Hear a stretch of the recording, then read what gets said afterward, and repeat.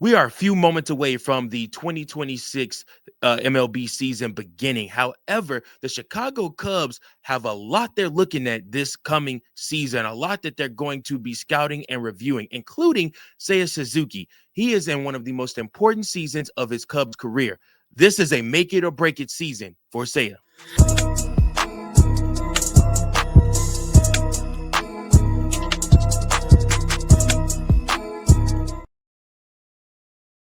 Welcome in, everybody, to another episode of Chicago Cubs Central. I'm your number one spot for all things Chicago Cubs. I am your host, Mike Jones. Thanks so much for tuning in, guys. I appreciate you. Make sure that you hit that like button. Make sure that you hit that subscribe button, and also hit that notification bell so that you never miss any episodes of Chicago Cubs Central. I'm bringing you content. Well, we are soon to be moving back to 5 days a week straight with content, especially once the season starts.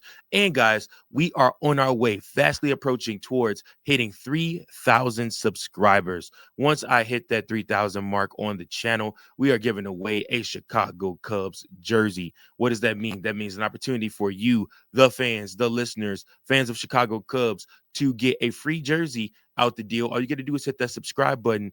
Also, make sure that you go join our Chicago Cubs group over on Facebook. Make sure you hit that. Make sure you guys go over there. All you got to do is type in Chicago Cubs Central, join the group.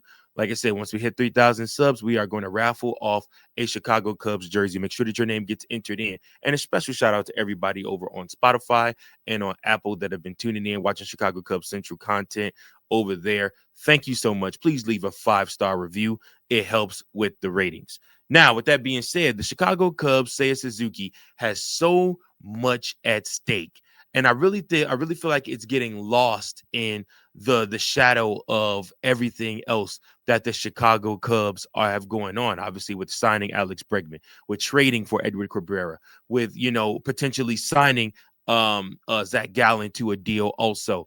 All of these things lead you to believe the Chicago Cubs are all about trying to win a World Series and trying to focus on this season. However, this season means a lot more to a lot of guys than we want to care or think about.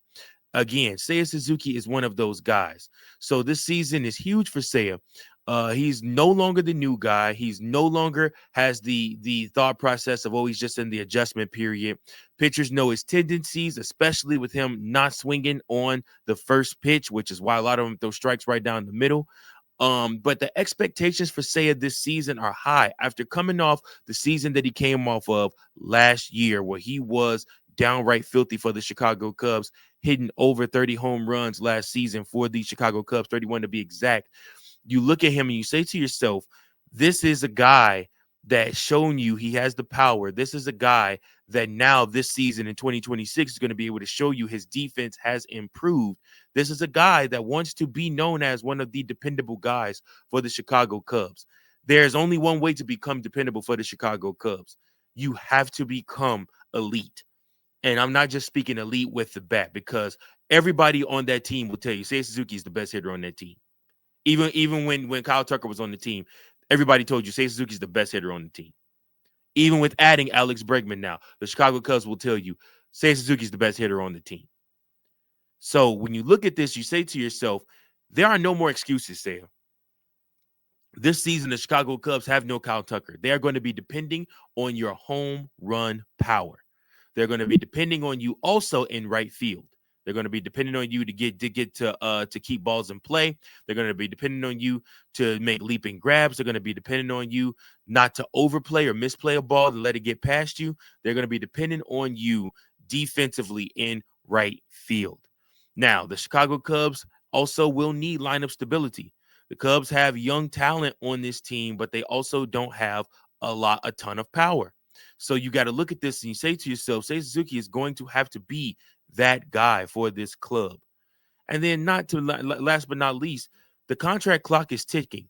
One elite season now dramatically boosts his leverage when it comes to contract negotiations.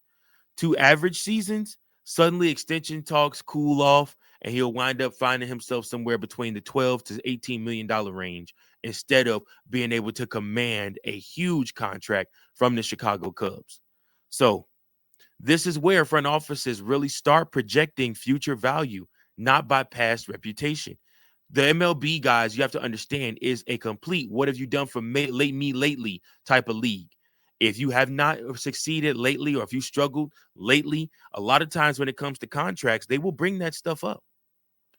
So, what should Seiya Suzuki's goals be for this season?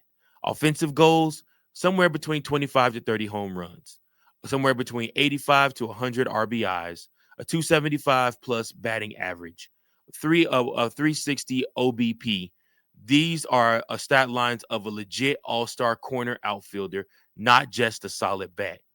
These numbers will get him recognized on a whole other level. And again, it's something that he needs to make sure he does. But also, he needs to make sure he stays healthy.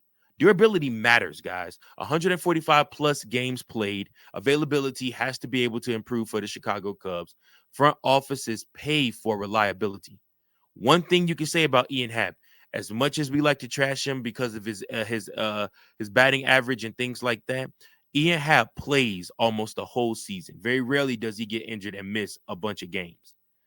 And then last but not least, with Seiya Suzuki, better production with runners in scoring position. You got to be better at your situational hitting, Seiya. Shorten the swing when needed. Prove you can be a lineup stabilizer, not just a streaky slugger. That's how you earn trust from a contender. So listen, it's one of those things where Craig Counsell and the coaching staff need to be able to know that they can depend on Seiya Suzuki when he's coming up to drive in runs. That maybe sometimes he'll shock a pitcher and swing at a first pitch. We'll just have to see. Maybe it's time to change up your approach a little bit, Seiya. But we'll have to see what happens with that. But these are all major parts of deciding what Seiya Suzuki will become and what type of contract would he get. And again, when we're thinking about that, what type of contract could Seiya Suzuki actually get? Well, guys, this is where it gets really interesting. If Seiya has a big season, I'm thinking somewhere between 5 to 6 years, 110 to 140 million, with the annual average value of that contract being somewhere between 20 to 24 million dollars. Now, comparable tier, that's a upper mid corner outfielders, not quite superstar money, but clear core player investment. At that point, the Cubs would strongly consider locking him up before free agency. Now, if he has a solid but not great season, then you're looking somewhere between 4 to 5 years, 70 to 95 million dollars, a more team friendly structure. In this scenario, the Cubs might let him play out the contract or even explore trade value if younger bats push for more playing time. Now, here comes the unfortunate part. If Seiya Suzuki winds up struggling this coming season, he's going to get a shorter deal, probably somewhere between 2 to 3 years, possible prove it contract. Cubs likely to move on rather than commit to him long terms, any type of money. That's the harsh reality of the MLB economics, though, guys. It's all about what have you done for me lately. If he struggles this up and coming season and is unable to provide the Chicago Cubs with what they need from an offense or defensive standpoint, Seiya Suzuki could find himself on the outs. And again, it's one of those situations where I think personally he's the best hitter on the team. I think as a DH he will thrive. However, the Chicago Cubs did not go get a right fielder, and Seiya Suzuki wanted to play right field. He is excited. He is happy to be back out in right field this coming season. So make no mistake about it. Seiya, this is all on you. This whole season rides on your coattails and what you do. If you succeed, you will get a big contract from the Chicago Cubs. If you fail, you will not. You will probably receive a prove it deal. But if you have a decent year, well, then you're looking at maybe somewhere around 4 to 5 years, or 70 to 95 million dollar contract, which is again is still a lot of money. But this season for Seiya Suzuki, y'all, is a definition season. Is he a long-term building block, or is he a good player the Cubs enjoyed during the transitional era? For Seiya, this is about more than just the stats, man. It's about securing the future, his legacy in Chicago, and securing that bag. We all know you want that massive contract. For the Cubs, this season may answer a huge question.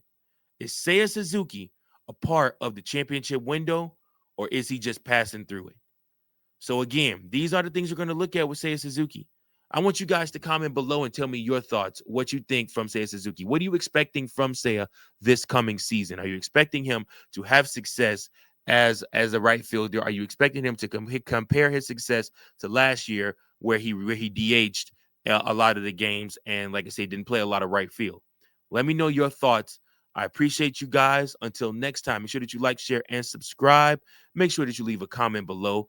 And thank you all so much. Until next time, go Cubs, go. Peace. Thank you for watching another episode of Chicago Cubs Central, the #1 spot for all Chicago Cubs content. Remember to like, share, subscribe for more Cubs content.